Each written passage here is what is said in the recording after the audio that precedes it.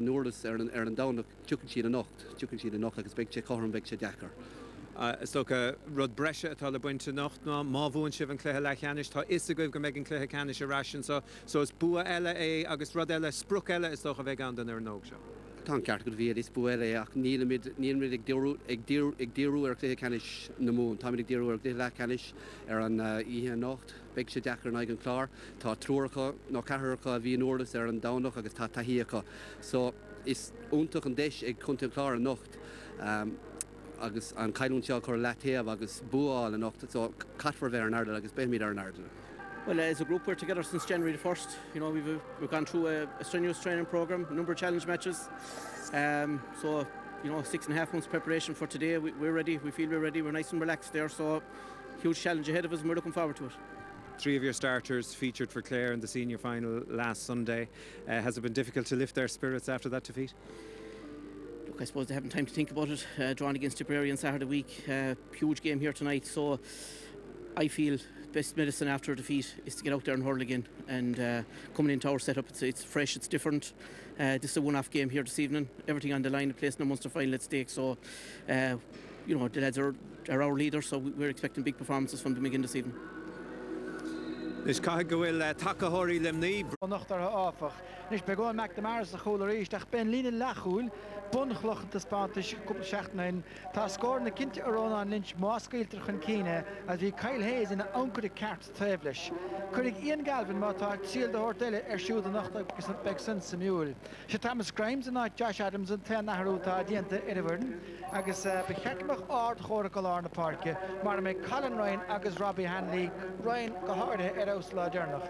Scoráil tosa ar fada an Emerton Lawson agus tá nína lán tosa go háirthe a curthar muí le míonach scorála Peter Casey agus Barry Nash na cúnaí agus an captain Tom Morrissey atar a stig.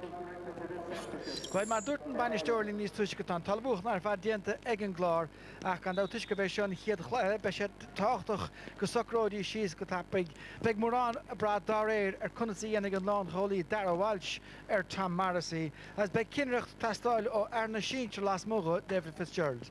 Fíle hédí Ciarán Cooney agus Rory Hayes ar a bhfuir na bhfuil grad a cartó fortláir ag an levéil sa nurig agus Baker Jason McCarthy agus ar a captain Michael O'Malley greim a gáiltir a Jean Lord má tá seach an críochnú in uachtar a nocht.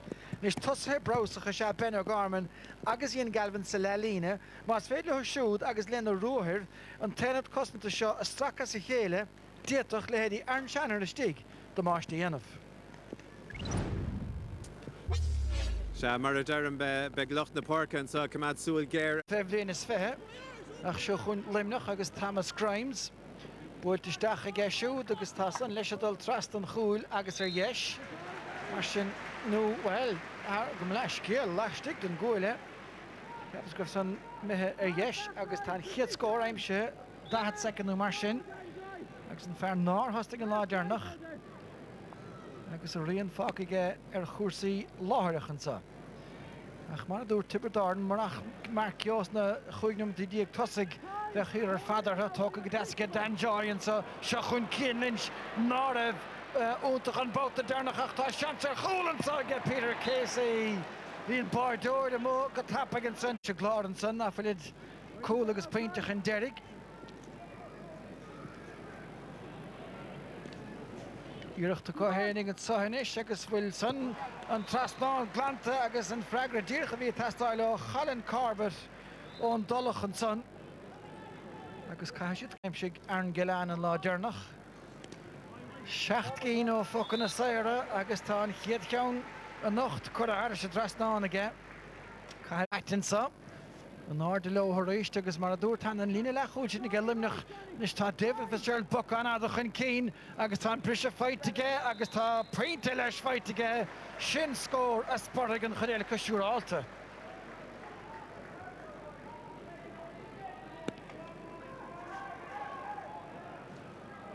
Tócaige Aaron Gillan. Chéile córa chuirach agus é gafisteach mar fúcas a spás an son nach álan mar a gleanna séisteach mar a raibh aga ceartaige ar thuaird festa cúlaí. Se agus caifa anna creúnta thuirt an cúlbáir an sin ó an McNamara mar an pocamach bhí sé crín agus díreagisteach i lámh Gillan an san agus ríisisteach i lámhhuiil agus sin scór a thuaigh gan a bhhaoin dó. sé dhearrach sé go David Fitzgerald a lár na parke ag an glár agus sanna fuair sé an scór dénach chumar ghfuil ben á garma méidir mé sé grín lína lechú lech se chun Barry Nash agus roiir go siúdar na cólaí agus tá crinnes má á léirús na nuamtí lutha a ggé liminachantá. An duine táir. Nis patúna an bocamach tó geán agus rahí cléánach leisúd Colin Ryan agus tá an fersa anna chréinar fad fuair sé Láir scór na nádéirnach chomá agus úpá a bhaise trí cín de bhearná. Se tréis de thusaigh an chlár anna bhath fad agus léirigh si nach raibh si chun seasa. Leis sin nach cían lintinis agus tá suúrse na tosathe agus an túirse sin léire Peter Casey agus tucha nós an son seans tucha dó agus an cólaimsethe bhuiil sé chun seasa bheith stólam go bhfuil agus láir an réiteoiris le Conor O'Halloran. Yeah, well, anna líróid ar fadisteach ó Cian Lynch, but anna Casey says, fear cúne tradiisiúnta tá sé tapig, tá sé leidir agus tá sé ísisiil an talamh agus cad é mar bhfuil an son nó a bhí sé séir.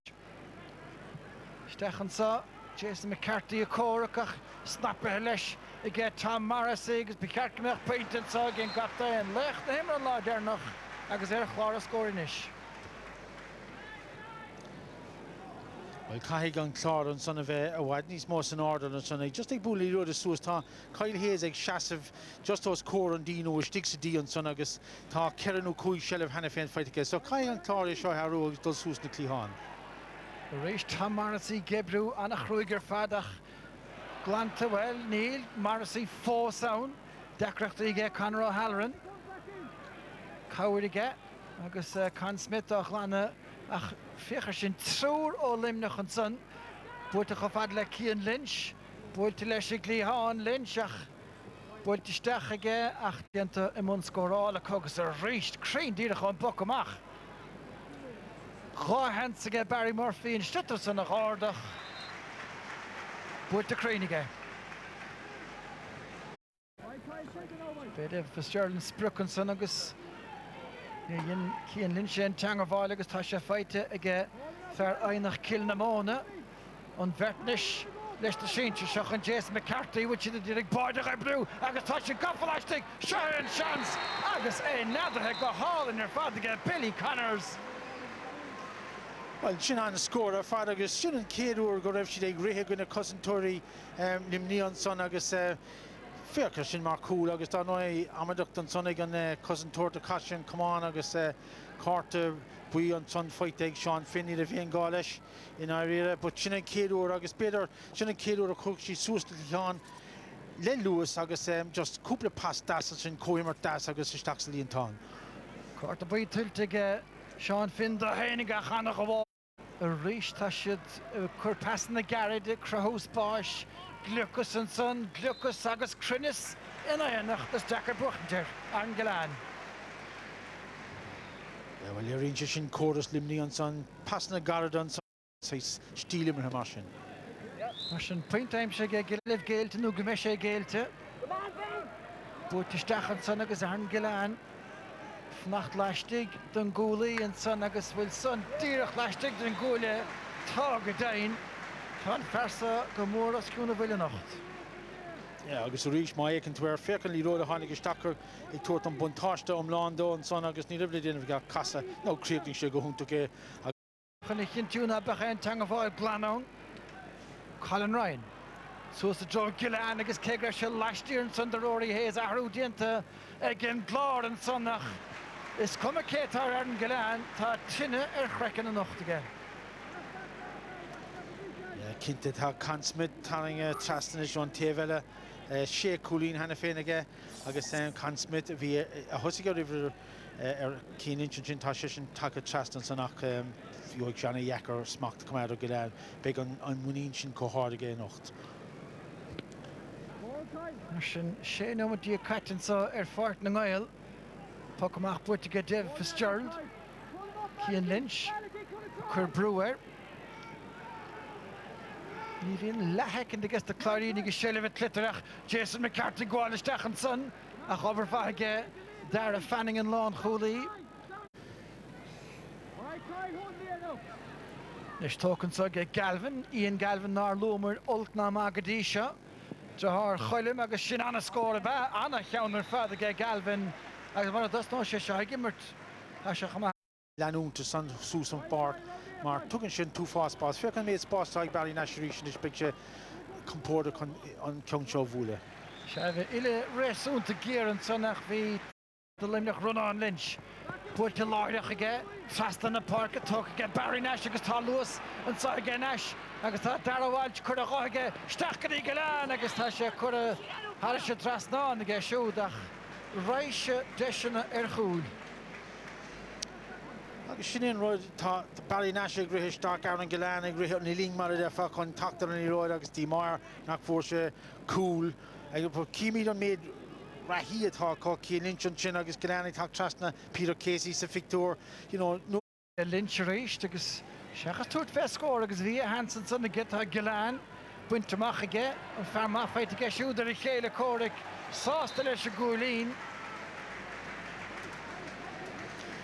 Now tá go goid se right a hena finna go a bhrí, but tháinig sé sin an boc amach a bhí an glár. Feit aige Shannar agus tá Rahí leistigh Ian Galvin. Beidir gur hit séidir a ghástólan san nach pescéile builte stachan san agus builte thar sé trasnáin anna féint aige Colin Corbett an tarna ceann aige. Yeah, well, bin scór mahan sin dibrig sin de chortaí mar sin rá cheann an taobh. Builte aige Ian Galvin go chéin cheann díosa trastáil agus tá sprucaimse aige. Builte trasna aige siúd stoin go an chlár mar a bhí ar an Galán leis mar a bhí sa chiadla. Tá sé bhór a glan na gomáid trasta go dtí marasí agus tá sé chur a thar sé trasnáin aige siúd bhí sé túirt fé chomátá. Ba go méocht sé níos clistó chuir sin agus níos cuaramí. Mar sin fear chlúin lára Ian Galvin. Leis sé geansa tá sé hénig sástach go háirithe agus tá an brata gáardach a stig. Ja, bhí an ceann sin decha go leor agus bhí sé anna háachta go bhhaach Ian Galvin agus rinne sé an Bart cróga go leor chun dul faoi sin agus anna háachta gnéis go bhhain an chlár an líróid seo. Ach is aige Barry Nash atá. Boutas an bhí an chosan níos sa bhar an bhróid chuisteach aige Brian Cahill agus neach an réiteir feic mí cheartla sin. Anna cheannar fad gafa aige Billy Connors nis mas féiles cúlína réimsún sa ardó sé manam an na fór ar a dalabhach pescéile feit aige David Fitzgerald builte siar aige siúd go dtí Cahill cheart go meach painte sa dearfá agus tá go dain. Ja, bin immer clichten is an glár an son David Fitzgerald an an taí aige rinne sé anna rúthar an son agus a chatain O'Malley agus tá sunstúr din na cúlaí Beidir bhfuil agin de bora. Well, sin an roid a bhríomh tá mé caint leis faoi seo ó hús an cléan son. Just passna garad an son agus ten tú típal ar limnach an son agus anna scór agus inis seaachúlí netar agus anna háachta gnis nach gé scór agus inis seaachúlí netar agus anna háachta gnis nach géann si déanú na seo. David Fitzgerald dul siar sa agus builte aige suas sa Billy Connors leistigh de Sean Finn agus tá si aige is caiig Finn bheith cuaramach gan dat. Connors a dul amach trasta go dtí Shanahan dechar éachach dúach dhéinse go díal agus tá roiircan na cúilín is aige ar an Shanahan ardaisteach anna cúilín ar fad. Tá limnach tite na gola. Well, bear nach é limnach atá tite na cúilí netra agus cín Barry Nash an son ag cointlena leis na tosa lena cholach an son agus iad ag tacla céile géirigh just rudí a hocrú síos begáin, but cinnte tá an chlár ar eiste cléthe. Galvin agus tá an bhirtíant an son aige cúcín sa chéile tá cléchló ar chósaíonsa agus léanú áilt go héasca géad cíniid mána bhí sa céad féin ó méad. Se díireach agus se chun Galán se ceann saráideach go leor a dearfa agus ní an sunnach an tarna agus scóir a cos a tarna le agus for a bhór éonmutí caite cúcín ina chinine sin ag an siúgadí Colin Ryan buisteach íse le geisiúd agus idir na cúlaí agus beidir gur scór fíorthachta sin. Well, brún sé an bearna amachí seaachúlín an sonach sin cliste grís Cian Lynch tá nó bailan tá impresiún déantam ó tháinig sé isteach cinnte. Se chun Shanahan a réist bhí si gceach an talamh géilt agus dar a fanning an san Magalore on Clark I láhan huide. Mitchin right and Hummer scale gur tá for a bhór na shelve and Gillan a tacht leis stig agus sí seolta Harris an trasnán. Well sin fragrúnta gon son ó Gillan an son cinnte éon chance táil ige tá sé misteachchan is mar lánta sach agus just chance tapig an son agus Harran trasnán agus sin sais anna creúnta duldó. Ben O'Gorman a bhóla chuntasagach ní a bhéon aid san iirecht feite ge cehal chur a chofad le Galvin láirdach aige agus íon Galvin an son a tuairt fé scór bahansa Clas an chláir le sin. Cai sé de sásta leis ginine. Siirnsa Robbie Hanley agus é sin leis seolta I dtír na cuairlí na chláirí ag gurán seachas a feireann son. Mar seo fé híon bit nach go na bhíracha I bhhain go mór. Ian Galvin a bhóla son isteach dro na cuairlí agus tá pointe feitan son aige. An bheirt bhainisteoir beidir ó Fort Láirge agus ó chorcaig I féchant seo ach Buiachir rá nach iad limnach raman an údar do chréib na hir nege pointe seo agus ceann eile fós a gé Gillan an son. Ja, agus limnach ará sin is agus né gúlín atar a rís agus an óid cílinse me stachaí an lár an son sa lelína tosig an son agus tá sé bog amach í lána parka agus tuair sé sin testnú trí níos mó David Fitzgerald. Nes sé íon sod an glár feite is tuigeann sa ag Michael O'Shea agus tá sé sin chur a Harris a trasná nach cúil atá tastáil féin drása. Ja, rinne sé go maithe áíire just rialta. Nes deisige David Fitzgerald ceann mór díomhaid ach Crane. Rá ceann an achar chuig second díag na mar sin. Well, an difriocht an Thompson an óid bhí sé dul gunn stitar agus sin ó thóg sin an láimh bhí cúpla sicin aige chun an defa socrú síos agus ómó hógant agus tá sé go amach an scódáil ó beidir 6-8 méadar amach. Tá limnach agus onna díile a golabhú ráibh ach éidir an dálín Colin Ryan agus ní cáil limnach an iseach faointe a gáilt chun ach sin seansile imime an chlár agus limnach ará ríis. Se cúcín díag réide leis na scórála sin an siú ceann díag réid cruthe a ggé liminach agus tá sé de isá bhíon sóréist. Ryan as an tarna ón glár am hunn son chun tinach ar fóthe agus siad a bhrú chun céanach sin ceann eile fósaige Aaron Gillan.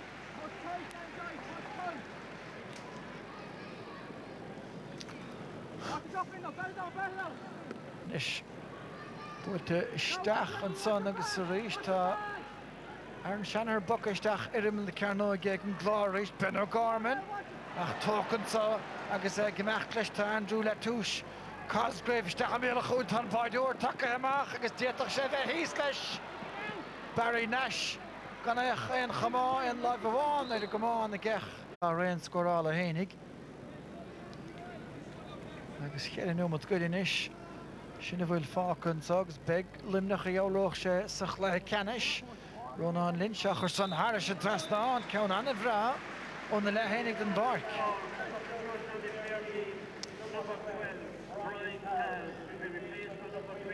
For a bhór mór na scórna ag limnach tánána ón immert seachas an fácann lecht na himar agus Board Gas Energy mar a gan d'autorísteir an gomórta sa Cian Lynch úpathe timppel fad an son agus neidir réach sin na cuairlíon éair ach tá pointige.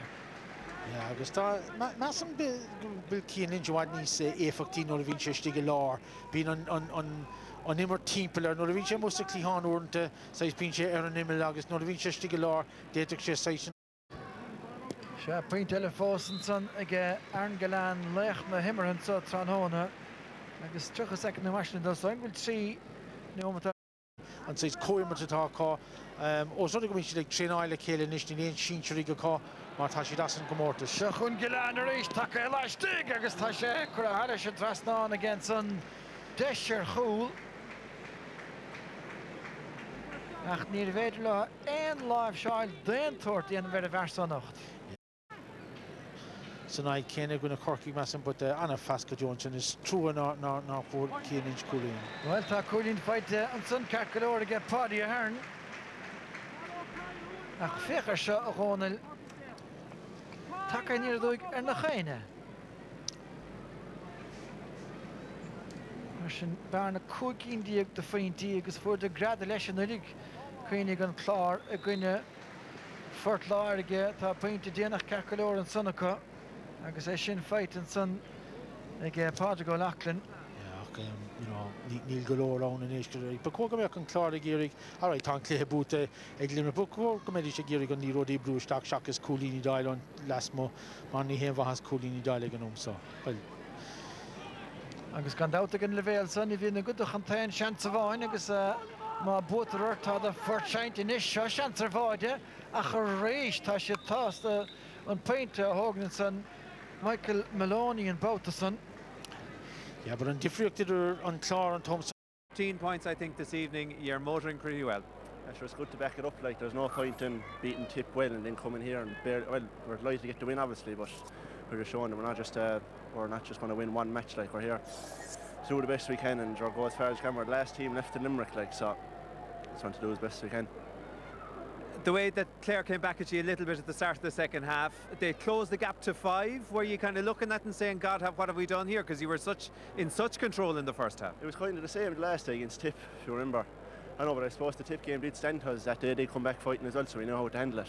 But one thing we did say at half time, we'd probably be disappointed with it. Don't leave them getting top, like, and that's what they did the first 10 minutes, so something for us to work on. Now you're back here in a few weeks' time, irrespective of who comes out of the match tomorrow night for the final. And I know Pat was saying it doesn't matter what's won until there's silverware on the table, nothing matters. Oh no, Jesus, no. Sure, it's only a semi-final. Like, you go to the final and lose, and it's a waste of a year. You have to be winning something to make it a successful year. Like, 14 points, I think 8 from play. You are the man of the match. Lech na Himmerha agus tá Conor Mangan ish a de an Shala Gradam Lech na Himmerha of runner Aaron Galan Harkian and Borgash Energy Rewards Club. Cohordagus la Aaron. 14 and we're going very well, but look, the tempo was huge. It was non-stop. The ball was in play most of the time. The lads had given it everything, and I suppose that spell before half time we lulled a bit, maybe because of the effort we put in, but gave Clare a sniff coming into half time. But look, we knew we had lads on the bench that were going to come on and could make a difference. So look, they finished out the job well. Delighted with it. Yeah, I was going to ask you about the finish, because I suppose every team is going to have a period of dominance, and Clare did have theirs. They got the draw back, they got the score back to within 5, but you closed it out really well, and I suppose that gives you confidence now heading into the final in a week or two's time. Yeah, it does. Yeah. The lads took their scores well. We asked them to keep the score. We're ticking over after half time. We got a point shortly after half time, and Clare came back into it, but we were able to go up and get a score from different positions, which is huge. We weren't dependent on any one individual. The scores came from all over the field, and that's very, very important. You're not looking to one man to do all the scoring for you. So that's a huge positive, having different lads that can score from different parts of the field. So back for the final now, and of course you'll be heading to Welsh Park tomorrow for the Waterford Cork game, I'm sure. How do you think that one's going to go? If you had asked me before today's news, Luke Mead been injured, but I would have fancied Cork. But now Waterford's team looks strong enough, so it's anyone's game. Any of the two teams that are coming through will be very, very strong. Waterford being champions, Cork are on the up, so it's anybody's game. But I would have fancied Cork if they had Luke Mead. Good luck in the final. So Shin